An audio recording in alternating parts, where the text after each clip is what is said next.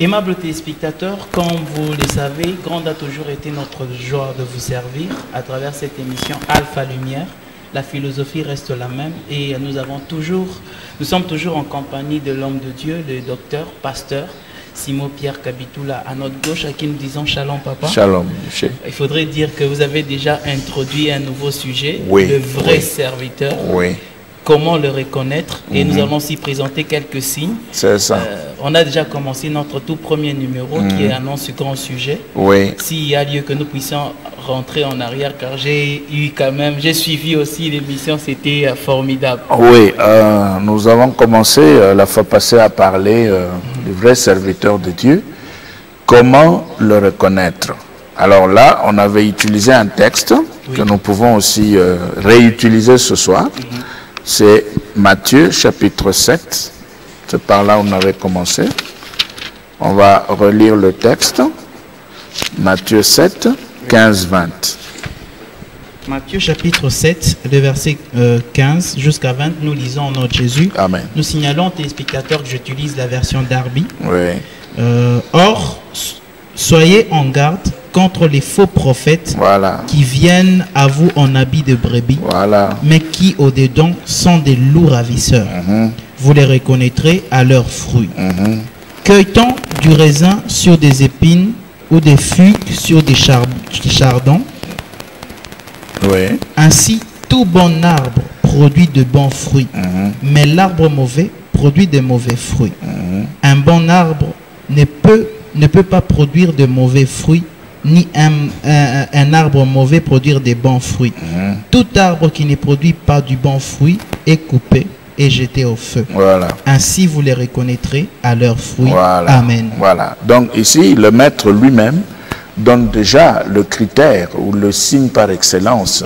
C'est-à-dire ce qui peut nous aider à pouvoir identifier, découvrir, repérer le vrai serviteur et le différencier du faux, le séparer du faux.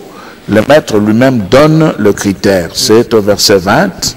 Le maître dit, nous sommes là dans Matthieu chapitre 7, le verset 20. Le maître dit, c'est donc à leurs fruits que vous le reconnaîtrez. Donc il est question ici de fruits. Le fruit que donne le serviteur de Dieu. Dans le champ de Dieu, dans sa vie quotidienne, dans sa façon de se comporter au milieu des gens, dans son enseignement. À partir de ce fruit, on peut alors identifier le vrai serviteur de Dieu et le reconnaître même si il se retrouve au milieu de plusieurs personnes. Vous aviez dit dans l'émission précédente qu'à travers le fruit, on peut arriver à découvrir la nature ou la qualité de ce serviteur. Oui. Mais non, quand vous aviez parlé de la nature et de la qualité, vous avez beaucoup insisté sur le mot qualité, nature. Oui, ça veut dire que quand on fixe les yeux sur le fruit, on va finir par découvrir, comme je l'avais dit la fois passée, la nature et la qualité de ce serviteur.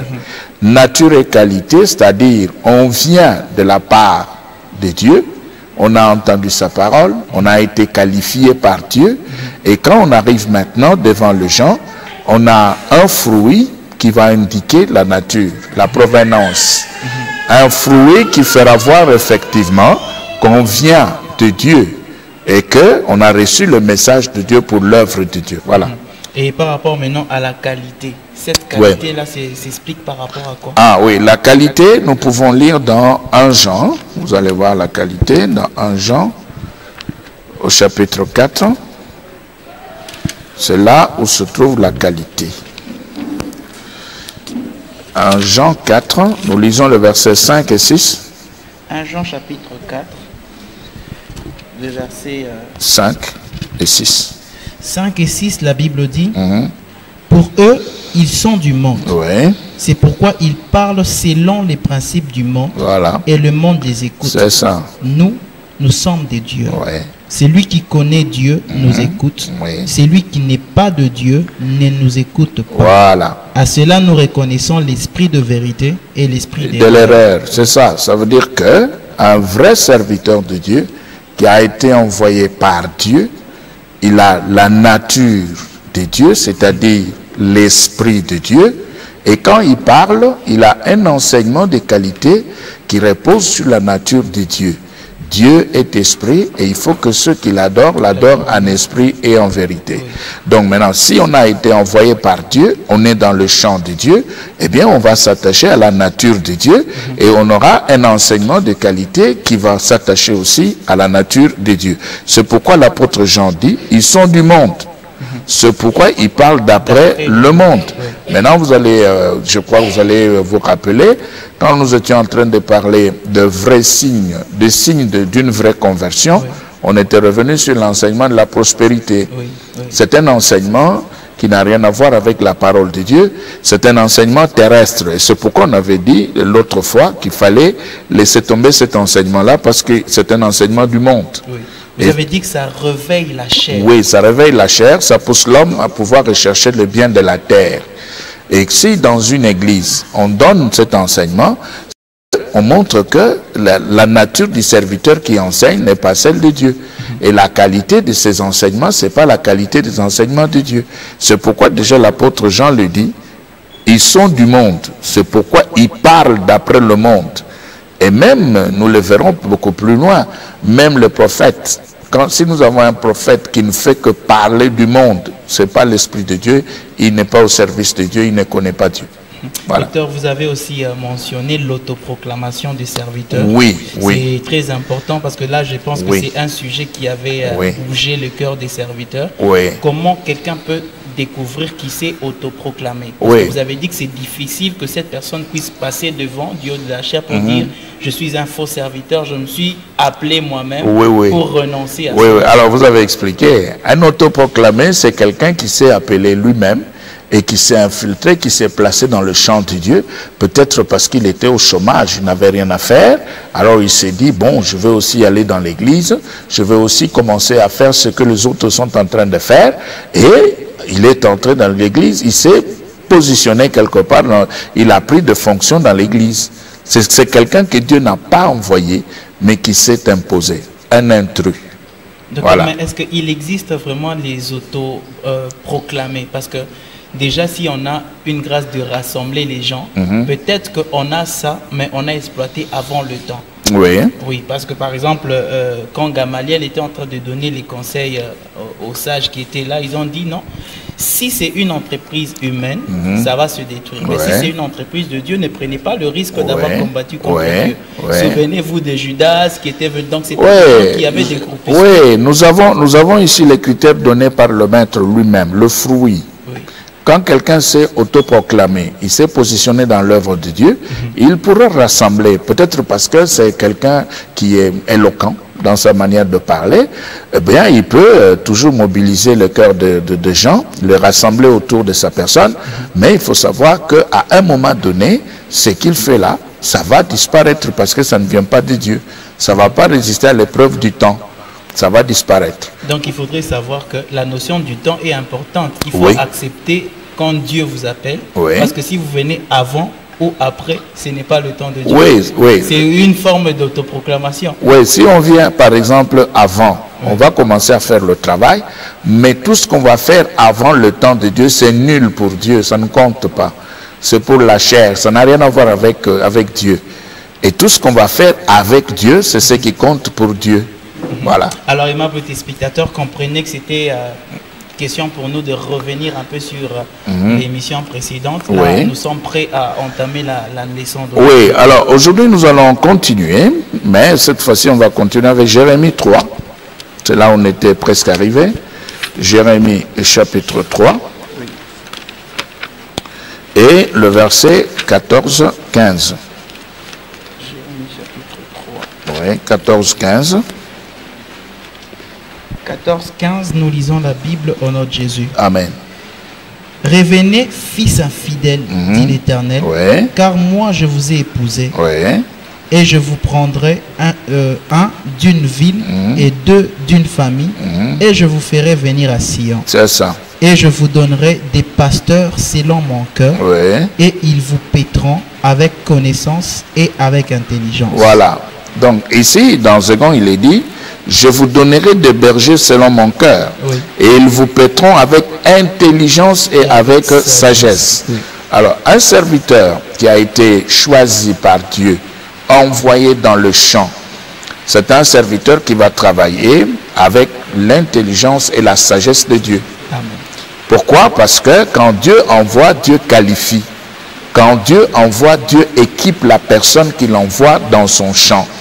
Dieu ne fait pas de choses comme un homme sur la terre. Il n'est pas aventurier. Dieu n'essaye pas d'agir, mais Dieu pose des actes.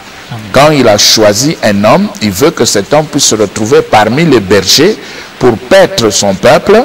Eh bien, Dieu l'équipe et Dieu lui donne l'intelligence et la sagesse. Mais maintenant, les bergers qui arrivent ou les serviteurs qui arrivent, il a d'abord l'intelligence naturelle. Il a dans son cœur, d'une manière naturelle, le quotient intellectuel que chacun de nous possède. Mais au-dessus de ce quotient intellectuel naturel, il y a l'intelligence qui vient de la part de Dieu.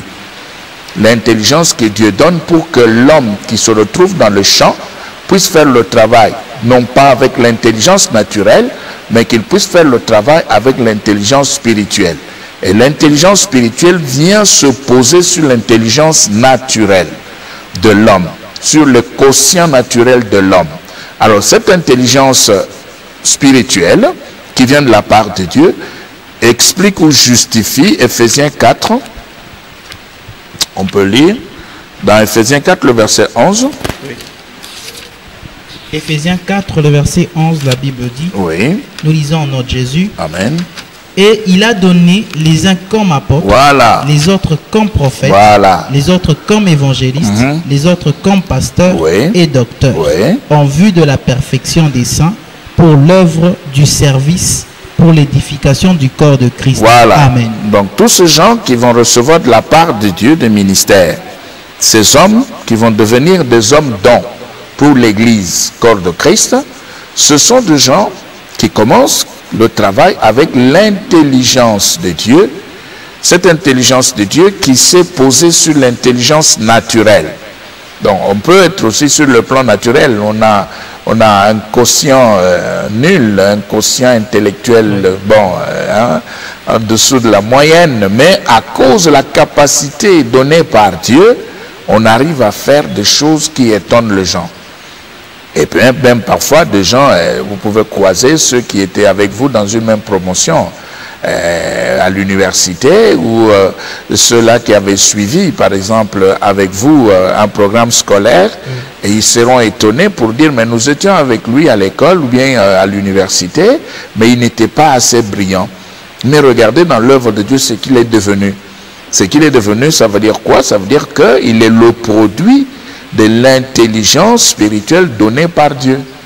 Et c'est cette intelligence-là qui caractérise les serviteurs de Dieu. Dans l'œuvre de Dieu, dans l'église, dans le champ de Dieu, on ne travaille pas seulement avec l'intelligence naturelle. On doit travailler à côté de l'intelligence naturelle. On doit aussi travailler avec l'intelligence spirituelle que Dieu donne. Et cette intelligence spirituelle se manifeste selon les catégories. Vous avez par exemple ici dans Ephésiens 4 verset 11, on vous parle d'abord des apôtres. C'est que vous devez avoir une intelligence apostolique. À côté des apôtres, on nous donne les prophètes. Vous devez avoir une intelligence prophétique. Après les prophètes, nous avons les évangélistes. Vous devez avoir une intelligence d'évangélisation. Et à côté, nous avons les pasteurs et les docteurs. Donc nous devons avoir l'intelligence pastorale dans le fait de pouvoir garder le brebis dans l'assemblée. Et pour le docteur, on doit avoir l'intelligence qui permet à ce qu'on puisse enseigner la parole de Dieu. Alors l'intelligence de Dieu vient se poser sur l'intelligence naturelle. Mais maintenant, que voyons-nous dans le champ de Dieu? Nous voyons seulement des personnes qui font tout pour faire voir qu'ils sont d'une manière naturelle intelligents. Et à partir de l'intelligence naturelle, on croit servir Dieu. Nous disons non. Celui qui manifeste l'intelligence naturelle dans le champ des dieux reste dans le fruit de l'arbre de la connaissance du bien et du mal.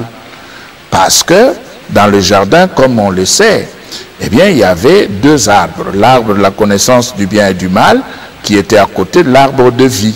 Maintenant, celui qui mange ou qui consomme le fruit de l'arbre de la connaissance du bien et du mal aura tout simplement une connaissance, mais il n'aura pas de capacités spirituelles provenant de la part de Dieu. C'est là où se situe le problème. Docteur, dans l'un de vos cours, vous avez dit que l'arbre de la connaissance du bien et du mal, c'est Satan. Oui, c'est Satan, justement. Donc vous voulez dire que cette personne-là va introduire Satan dans l'œuvre de Dieu? Oui, il aura une connaissance soutenue par Satan, par l'ennemi, parce qu'il n'a pas l'intelligence de Dieu. L'intelligence de Dieu est tout à fait différente de l'intelligence qui repose sur le fruit de l'arbre de la connaissance du bien et du mal. Oui, c'est tout à fait différent. Oui, mais quand vous parlez de l'intelligence de Dieu, serait-ce la connaissance de la parole ou bien une autre non, ça veut simplement dire ceci. Vous voyez ici dans Jérémie 3, Dieu dit, je vous donnerai des bergers et ces bergers vont vous paître avec intelligence et sagesse. C'est Dieu qui parle. Et quand Dieu est en train de parler ici, il ne va pas donner aux serviteurs de Dieu une intelligence qui repose sur le fruit de l'arbre de la connaissance du bien et du mal. Non. Oui, mais est-ce que c'est dans la manière de conduire ou dans la manière d'instruire? Ok, ça veut dire c'est dans la manière et de conduire et d'instruire. Dans les deux. Dans le deux, pourquoi? Dans le deux, parce que le serviteur qui va s'élever dans l'assemblée aura la possibilité de conduire. Il doit paître. Et dans le travail pastoral, on conduit, on enseigne, on instruit, on éclaire. Donc il faudra là faire le travail avec l'intelligence qui vient de la part de Dieu. Il ne faut pas s'accrocher au fruit de la connaissance du bien et du mal. Le fruit de la connaissance du bien et du mal de cet arbre, c'est un fruit qui pousse l'homme à pouvoir privilégier l'intelligence naturelle. Voilà. Docteur, excusez-moi de vous poser cette question, mais il y a une thèse qui dit que lorsque le Saint-Esprit se révèle à l'homme, il commence par rappeler les choses qu'il connaît déjà, mais qu'il a déjà oubliées.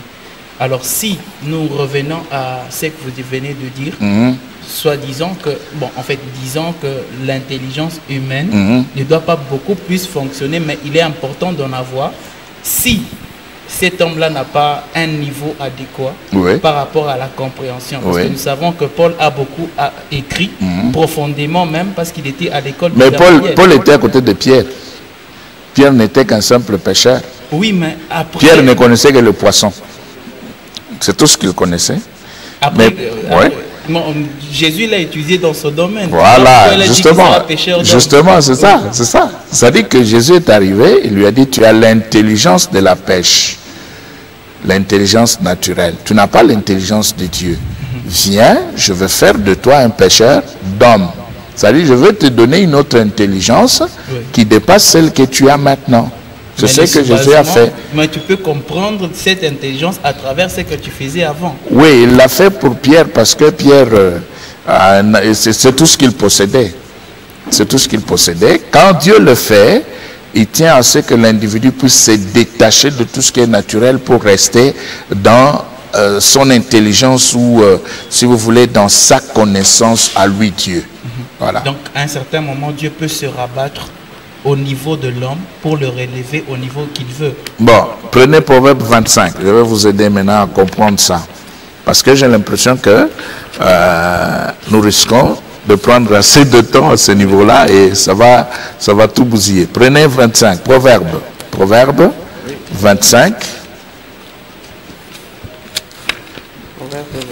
Le verset 2. Verset 2, je lis au nom de Jésus. Amen. La gloire de Dieu est de cacher une chose. Et la gloire des rois est de sonder une chose. Voilà, ça veut dire que Dieu cache. Dieu se cache et cache. Maintenant, qu'est-ce qu'il veut? Il veut que l'homme qu'il a appelé, qu'il a placé dans son champ, puisse commencer à sonder les choses, à faire de recherches. Il ne doit pas s'arrêter au niveau de l'intelligence naturelle. mais il devra se battre et tout faire pour pouvoir sonder les choses. Dieu aime ceux-là qui font de recherche, qui veulent connaître, qui veulent aller beaucoup plus loin dans la recherche. Voilà. Parce que je voulais même vous poser cette question.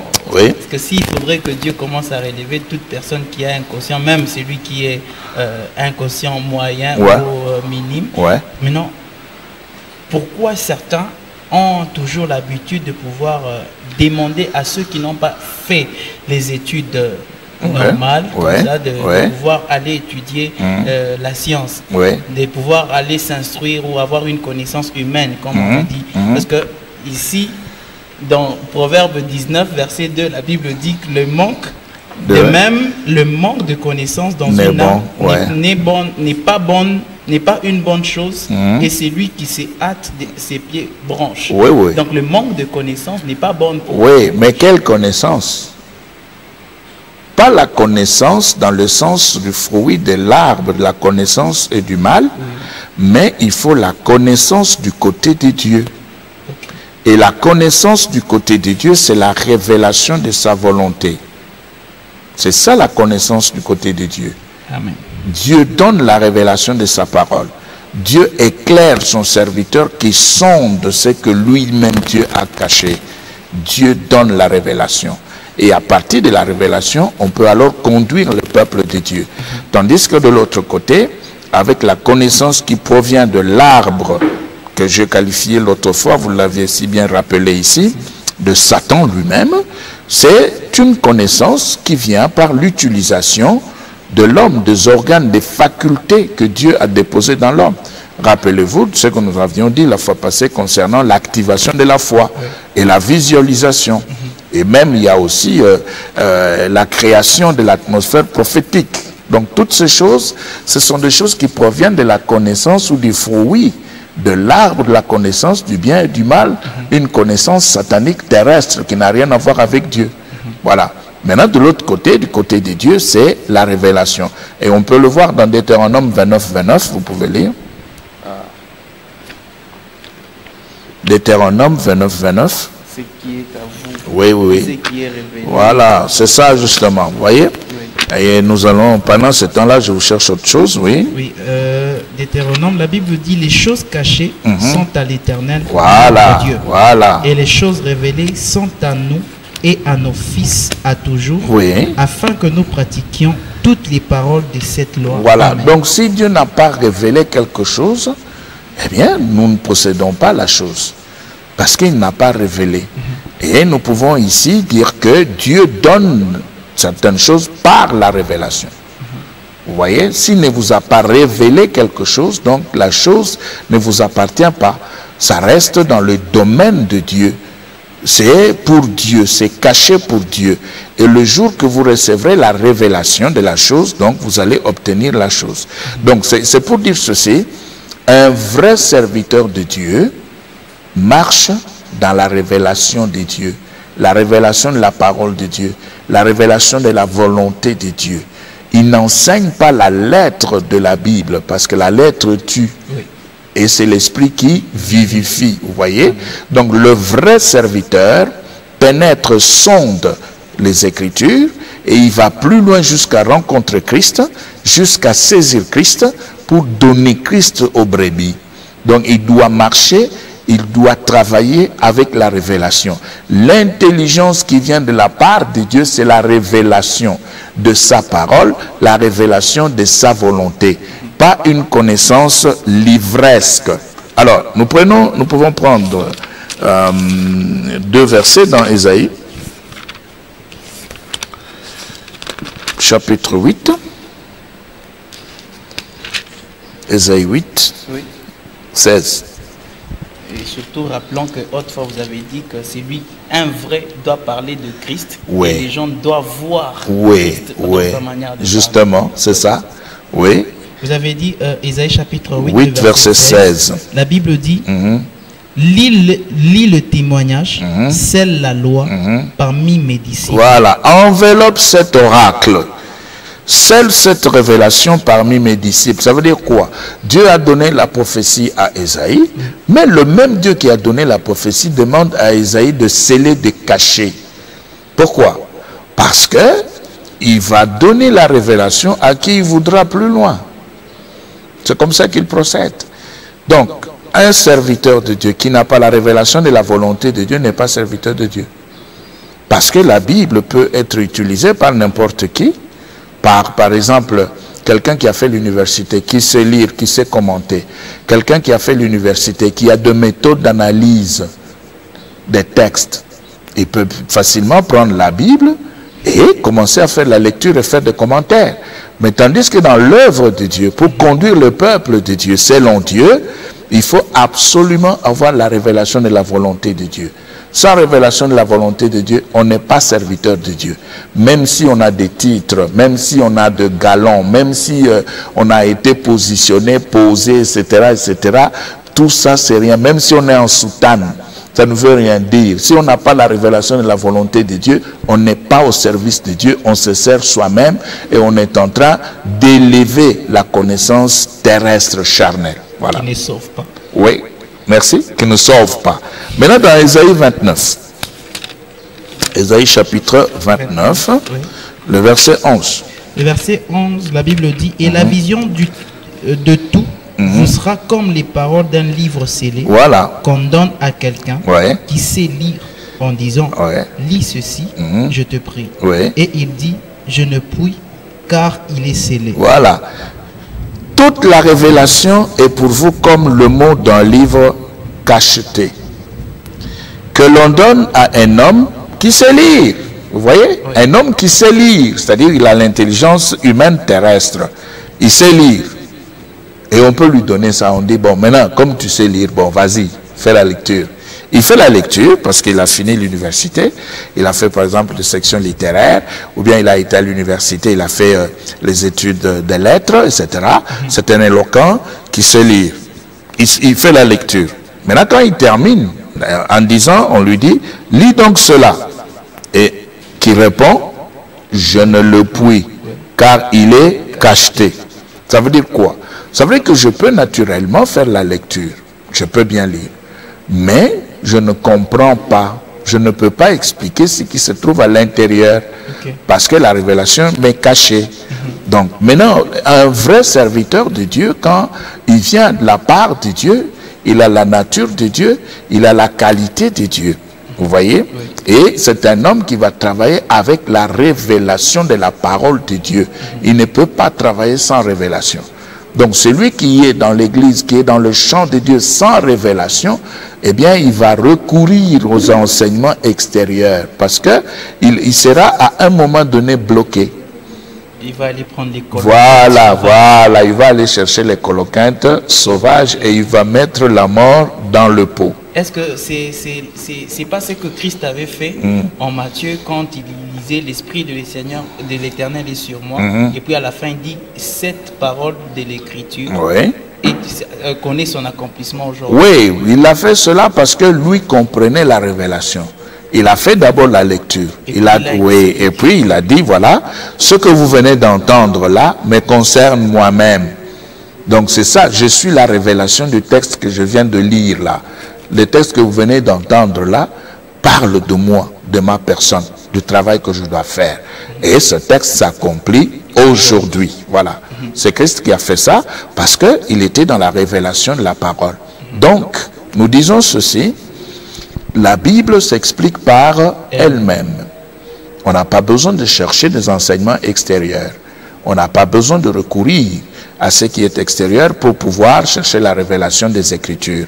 On doit rester de plein pied dans les Écritures, mais on doit travailler avec la parole de Dieu révélée. Pas le logos. Pas le logos, mais le rhéma. On doit travailler, on doit conduire le peuple de Dieu avec la parole révélée. Celui qui n'a pas de révélation, c'est un aveugle. Or, quand un aveugle conduit les autres aveugles qui se rassemblent dans l'assemblée, ils vont se retrouver dans une fosse. Voilà. Ça sera la perdition et c'est ce que nous voyons aujourd'hui. Plusieurs se sont improvisés et ils n'ont pas la révélation de la parole de Dieu. Et quand ils enseignent, nous sentons tout de suite que c'est la psychologie. C'est la psychologie en profondeur. Et c'est pourquoi nous avions dit la fois passée que des enseignements tels que le leadership, vous voyez, les enseignements tels que le leadership, ce sont des enseignements qu'on a plaqués aux Écritures. Ça n'a rien à voir avec la révélation de Dieu. Quand Dieu révèle sa volonté, quand Dieu révèle sa parole, il n'a rien à voir avec les expressions des hommes terrestres. Il n'a rien. D'ailleurs, on peut lire dans Jean 18. Allons-y. Jésus parle là, dans Jean chapitre 18. Écoutez ce que Jésus dit. Jean chapitre 18. Oui, Jean 18. Oui. Prenez 36. 36, nous lisons en nom de Jésus. Amen. Mon royaume n'est pas de ce monde. Vous entendez? Jésus dit, mon royaume n'est pas de ce monde. Quand il dit que mon royaume, il veut faire voir que ce qui vient de Dieu, ce qui peut sortir de lui-même, ça n'a rien à voir avec ce monde. Maintenant, quand vous avez des enseignants qui tournent autour de la bénédiction matérielle, autour de la prospérité, autour de la danse, autour de l'habillement, autour du maquillage, mais ce sont des mondains, ce sont des terrestres, ce ne sont pas les serviteurs de Dieu. Parce que le maître lui-même le dit. Il dit, mon royaume n'est pas de ce monde. Vous avez un prophète qui vient et qui vous donne une prophétie en rapport avec le monde. Mais ce n'est pas Dieu, ça. C'est l'esprit du monde, ce n'est pas l'esprit de Dieu. C'est l'intelligence du monde, ce n'est pas l'intelligence de Dieu. Oui, docteur. Par exemple, dans la Bible, il y a des passages où il est montré clairement que Dieu est en train de dire que j'ai ton nom écrit dans ma main. Il avait un nom écrit sur la cuisse. Il avait ceci écrit sur. Et ce n'est pas une forme de tatouage. Donc, vous allez voir que certaines interprétations de la Bible donnent certaines pratiques bibliques. Donc, on veut juste faire, par exemple, il a le nom écrit sur la main. Moi, je peux écrire Jésus, il appartient à Jésus. Donc, vous allez voir que certaines interprétations, c'est vrai, vous avez dit que mon royaume n'est pas de ce monde. Mais si ce sont des choses qu'on sort de la Bible. Non, le problème, c'est que si Dieu devait avoir le nom sur les paumes de sa main ou bien le nom sur la cuisse, c'est lui, Dieu, qui a écrit cela dans ses mains et sur sa cuisse. Lui, Dieu, il a fait ça pour lui-même. Et puis, il ne nous a pas demandé à nous de pouvoir le faire parce que lui l'a fait. Alors, il ne faut pas faire ce que Dieu ne vous a pas demandé de faire. Vous imitez, et alors là, vous décidez de par vous-même de pouvoir avoir des tatous sur le corps. Et cela est diabolique, ça n'a rien à voir avec Dieu. Dieu ne nous a jamais demandé de mettre le nom dans les paumes de main ou de garder le nom sur nos cuisses. Non, il n'a jamais demandé cela. Donc ça rejoint la convoitise de la chair. Oui, c'est l'orgueil de la vie, la convoitise de la chair, des choses qui ne viennent pas de Dieu, des choses qui se trouvent dans ce monde. Alors l'apôtre Jacques parle, Jacques 4, vous allez voir que il y a des choses que nous voyons dans les églises et parfois nous fermons les yeux. Mais en réalité, ce sont des choses qui détruisent la foi. Jacques chapitre 4, lisez le verset 4. Jacques 4, 4. Oui. Nous lisons au nom de Jésus. Amen. Adultère. Ne savez-vous pas que l'amitié du monde est inimitié contre Dieu? Voilà. Quiconque donc voudra être ami du monde se constitue ennemi de Dieu. Voilà. Adultère que vous êtes, ne savez-vous pas que l'amour du monde est inimitié contre Dieu? Mais maintenant, un serviteur de Dieu qui vient, qui prend le temps d'enseigner, de pousser les gens à la recherche de bien de cette vie, prier pour être à l'aise sous le soleil, pour bien vivre, prier pour être en bonne santé et ne jamais mourir, prier pour que vous puissiez avoir des villas, des véhicules, etc. Non. Ça, c'est l'esprit du monde. Ce n'est pas l'esprit de Dieu. Et c'est ce que l'apôtre Jacques dit. Adultère que vous êtes, ne savez-vous pas que l'amour du monde est inimitié contre Dieu? Celui donc qui veut être ami du monde sera ennemi de Dieu. Et il y a plusieurs serviteurs qui sont les ennemis de Dieu. Parce qu'ils enseignent selon le monde, ils ont l'esprit du monde. Et ils poussent les gens à pouvoir rechercher les biens de la terre. Et ils reçoivent des sujets de prière de la part des hommes qui veulent bien Rester dans ce monde n'est pas mourir, n'est pas quitter la terre. C'est ça. Alors quand vous venez avec un enseignement comme celui-ci, on vous insulte, on vous méprise, on ne veut pas que les gens puissent vous écouter. Pourquoi? Parce qu'on croit que on doit rester dans ce que le monde a donné. Mais Paul le dit aussi dans 1 Corinthiens 14. Vous allez voir que Paul donne un conseil aux serviteurs de Dieu. 1 Corinthiens 14, lisez d'abord le verset 6. 6, la Bible dit, et maintenant, frères, si je viens à vous et que je parle en langue, oui. En quoi vous profiterai-je? Voilà. Donc, à moins que je ne vous parle par révélation, ou par connaissance, ou par prophétie, ou par doctrine. Voilà, c'est Paul. Vous voyez pourquoi il est en train de varier. Parce que Dieu passe par ces différents canaux pour donner la révélation de sa volonté. C'est tout ce que Dieu fait. Et un serviteur qui vient de la part de Dieu ne peut pas enseigner sa volonté, ne peut pas communiquer sa volonté. Il est dans le champ de Dieu pour la volonté de Dieu. Et Dieu donne sa volonté par révélation. Tout ce qui n'est pas révélé est charnel. C'est le fruit de l'arbre de la connaissance du bien et du mal. Donc, le fruit inspiré donné par Satan. Alors, maintenant, toujours dans 1 Corinthiens 14, lisez le verset 26.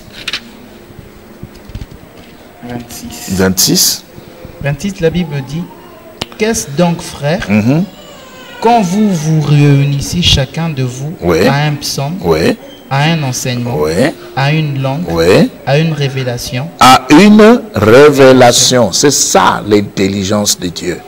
La révélation de sa volonté. Dieu ne fait pas de choses pour rendre les hommes heureux sur la terre. Non, vous allez voyager. Je suis en train de voir un voyage là. Je vous vois avec un passeport en main. Ce sont des mensonges, tout ça. Je vois que vous avez des cartons d'argent dans la main. Ce sont des mensonges. C'est l'esprit du monde. Ça n'a rien à voir avec Dieu. Je vois que vous êtes en train d'organiser un grand mariage là. Il y a beaucoup de chants. Non, ça c'est le monde, c'est pas Dieu. C'est ça. Dieu ne peut pas envoyer quelqu'un pour qu'il puisse donner des messages qui n'ont rien à voir avec sa nature, des messages terrestres, des messages mondains. Non. Des choses charnelles. Non. Dieu envoie ses messagers pour sa volonté, pour ce qu'il veut faire, lui, Dieu, dans ce monde. Voilà, oui. Docteur, vous avez parlé comment les reconnaître. Et si quelqu'un venait vous dire une chose pareille, une telle prophétie, et que ça arrivait? Non, ça c'est l'esprit du monde, ça n'a rien à voir avec Dieu. Parce que il y a, vous savez, il y a aussi les actions des médiums. Hein? Il y a les actions des médiums, c'est-à-dire que des gens qui regardent et qui voient un peu plus loin, et quand ils voient des choses qui sont dans mon environnement placées par mon Dieu, ils me le révèlent avant la manifestation. Et quand ces choses vont se manifester, ils vont s'attirer la gloire, c'est faux. Parce que ce qui se trouve dans l'environnement d'un homme de Dieu, ce sont des choses qui avaient été placées par Dieu pour lui dans son environnement. Mais maintenant, s'il y a quelqu'un qui vient et qui voit et qui annonce cela, et la chose se réalise, où est le problème? Moi, je reste attaché à mon Dieu. Je sais seulement qu'il a vu ce qu'il ne devait pas voir. C'est ce qui se passe avec les sorciers, les occultistes, les devins. Vous êtes sur la route, quelqu'un peut vous regarder, il voit ce que vous ne voyez pas. Mais ça ne veut pas dire que c'est lui. C'est Dieu qui a fait ça. Mais lui a vu. Et ce n'est pas parce qu'il a vu qu'il est authentique et vrai. Non. Non. Ce n'est pas ce que ça veut dire. Donc même si Satan vous dit quelque chose sur vous qui est vrai, c'est faux. Non, moi je ne peux pas le croire. Moi, mon problème, c'est l'esprit de Dieu. Parce que si vous allez rencontrer un féticheur qui vous dit, voilà, vous allez devenir un grand serviteur de Dieu, qu'est-ce qu'il a fait? Il a fait quoi? Il a confirmé. Non, il n'a rien confirmé. C'est Dieu qui donne sa parole et qui confirme. Parce que lui peut le voir. C'est ce que Satan avait fait avec Jésus. Il lui a donné une vision. Il a montré à Jésus le royaume de la terre, tout le royaume de la terre avec leur gloire. Bon, et puis après, c'est lui qui avait créé ces choses? Non, c'est Dieu. C'est ça le problème. Il a voulu tout simplement séduire le Christ pour obtenir son adoration. C'est ça. C'est ce que nous disons. Alors, au verset 26, vous pouvez terminer le verset? J'avais même fermer la Bible. Oui. J'avais tellement de questions à vous. Oui, 1 Corinthiens 14, 26. 1 Corinthiens 14, 26. Mhm. Excusez. Ma Bible neuve. Oh, c'est bon. C'est bon, quand vous commencez à voir maintenant plus d'une version, c'est bien, vous commencez de plus en plus à vous intéresser à la chose de Dieu. Ok, allons-y, 26. Oui. Oui. 26, la Bible dit, Mhm. il fallait que je finisse. Oui. Vous pouvez simplement recommencer. Je commence. Oui. Qu'est-ce donc, frère, Mhm.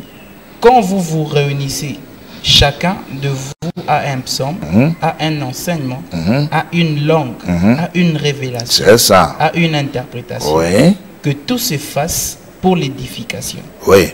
Et si quelqu'un parle en langue, que ce soit deux Ou trois. deux Bon, là c'est ou déjà trois, 27. oui, oui. Alors, vous voyez ici, Paul est clair. Que faire donc, frères?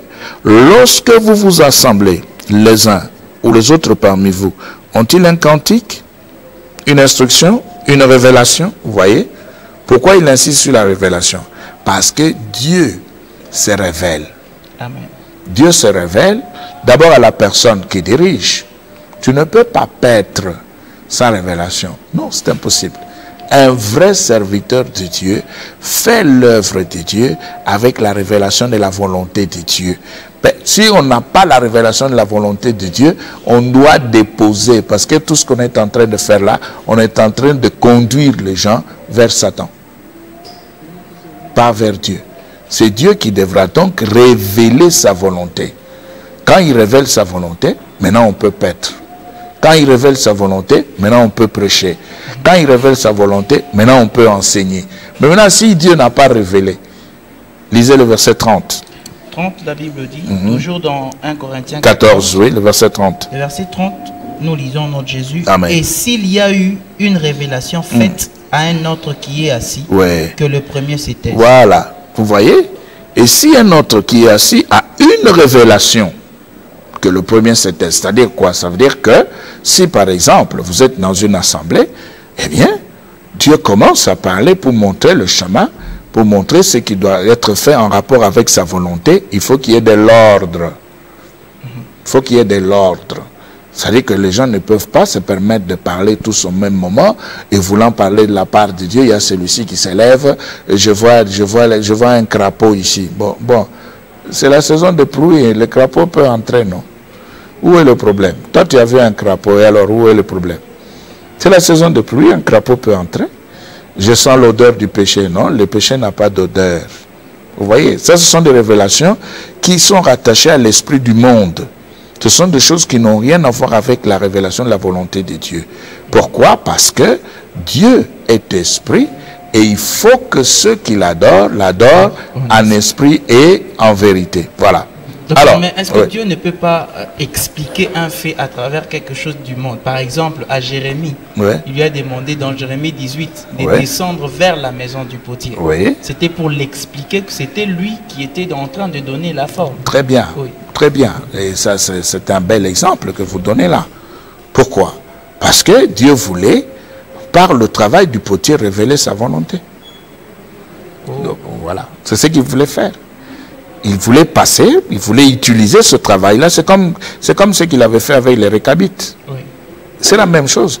Il veut révéler sa volonté parce qu'il a trouvé que les gens marchaient, vaille que vaille. Tout le monde était dans n'importe quoi. Alors il s'est dit, prenez Proverbe 29, 18. Proverbe 29, 18. À vous entendre dire, Dieu donne une entière importance à sa révélation. Oui. L'apôtre Paul a été rigoureux pour dire qu'il faudrait que celui se taise pour que l'autre... Voilà, c'est comme ça. Ça veut dire que si vous êtes devant un serviteur de Dieu qui ne vous explique pas les choses selon la révélation de Dieu, ce n'est pas un serviteur de Dieu. Même s'il a dans la salle le monde entier, il n'est pas au service de Dieu. C'est peut-être un sorcier ou un occultiste. Proverbe 29, 18. 29, 18. Nous lisons notre Jésus. Quand il n'y a pas de vision, le peuple est sans frein. Mais bienheureux celui qui garde la loi. Donc Dieu donne la vision. Dieu vient expliquer sa volonté. Il vient pour faire voir ce qui doit être fait pour qu'il puisse recevoir toute la gloire. Amen. Que ce soit dans l'enseignement, que ce soit dans la manière ou le style de vie. Alors c'est pourquoi nous disons ceci. Si nous devons revenir dans Matthieu 7, un autre texte de par là, il y a Alors, quelque chose. Déjà pour conclure. Ah oui, d'accord, d'accord. Pour aujourd'hui, on va revenir et on va essayer de terminer avec ce texte-là, de Matthieu 7. Oui. D'abord le verset 13-14. 13, 14, la Bible dit, 13, entrez par la porte étroite, Voilà, car large est la porte et spacieux le chemin qui mène à la perdition. voilà, Et nombreux sont ceux qui entrent par elle. voilà, Car étroite est la porte et resserré le chemin qui mène à la vie. Et peu nombreux sont ceux qui la Vous trouvent. voyez ici, 2 chemins, 2 portes. 2 types de prophètes, le vrai et le faux. Alors si vous descendez, vous allez un peu plus loin. Vous allez voir 2 types de fondements, 2 types de bâtisseurs. Pourquoi? Parce qu'il y a toujours à côté du vrai, le faux. Mais maintenant, pour découvrir le vrai se laissera dominer par la révélation de la parole de Dieu. La révélation de la volonté de Dieu. Le vrai reçoit la révélation, il entre lui-même dans la révélation. Il vit selon la révélation. Parce qu'aujourd'hui, c'est bizarre dans l'église. Avant la révélation, on est prostitué. Et on considère la prostitution comme étant un péché. Mais maintenant, quand on se convertit, on entre dans l'église, on trouve qu'on a la liberté. Et au nom de la loi de la liberté, on rentre dans la prostitution. Maintenant, quelle différence y a-t-il entre ce qu'on avait l'habitude de faire avant et ce qu'on fait après? Quelle différence? Vous voyez? C'est parce qu'on est faux, on ne vient pas de Dieu. Et vous avez des gens qui fuient leur pays, qui changent de nationalité. Qui changent de nationalité et qui utilisent toujours l'église. C'est toujours l'église qui travaille, c'est l'église qui fait des cotisations, c'est l'église qui achète ceci, c'est l'église qui achète cela. Et puis monsieur prend sa femme, ses enfants, il change de nationalité et il dit que c'est Dieu. Ce sont des tricheries tout ça, ça n'a rien à voir avec Dieu. Ça n'a rien à voir avec Dieu. Comment est-ce que vous êtes congolais? Vous changez de nationalité. C'est Dieu qui vous a révélé cela. Pour aller faire quoi? Parce que dans ces pays-là, il n'y a personne aussi qui peut faire le travail que vous prétendez aller faire là. C'est de la tricherie, tout ça. Cela prouve qu'on n'est pas au service de Dieu. Voilà. Docteur, merci beaucoup. Oui. Je crois que vous êtes beaucoup plus en train de parler sur la révélation. Oui. Un serviteur doit avoir une franche Révélation, oui. de Dieu. Oui. Et aujourd'hui, je pense que ce sera une demande que je vais vous faire. Nous Oui. expliquer un peu le prophète et le prophétique. Oui. Parce que ce sont des expressions qui sont en train de revenir couramment. Et surtout que vous êtes en train de parler sur la révélation. Et tout bon pasteur Oui. est censé être d'abord prophète, Ouais. parce qu'il doit conduire avec révélation. Non, Michel, je peux déjà vous répondre ici, un peu de sel dans la bouche, pour dire qu'il n'y a pas de prophète aujourd'hui. Il n'y en a pas. Ce sera quelque chose que nous allons... On va expliquer ça la fois prochaine. Bible à l'appui, vous allez voir. Il n'y a pas de prophète aujourd'hui. Et Il n'y a que des gens qui reçoivent la révélation de la parole de Dieu. Un point, un trait. Il n'y a pas de prophète. Même dans la triade... Nous allons y revenir. Vous allez voir que tout ce qui se fait là, c'est de la tricherie. Aimables téléspectateurs, vous avez compris, le sujet prochain déjà est annoncé. Préparez-vous, nous sommes là pour la gloire de notre Seigneur Jésus-Christ. Nous disons merci beaucoup, docteur. Que Dieu soit loué. Et nous disons aussi merci à vous Ouais. pour votre confiance, votre fidélité à cette émission. N'hésitez pas, continuez toujours à appeler, car un programme spécial est élaboré afin de commencer à répondre à vos questions en direct. D'ici là, nous allons vous annoncer. Ça, On va faire sera ça. une très bonne chose. Ouais. Les téléspectateurs seront réjouis par rapport à ça. Sinon, d'ici là, portez-vous bien. Shalom, Shalom chez chez vous. vous.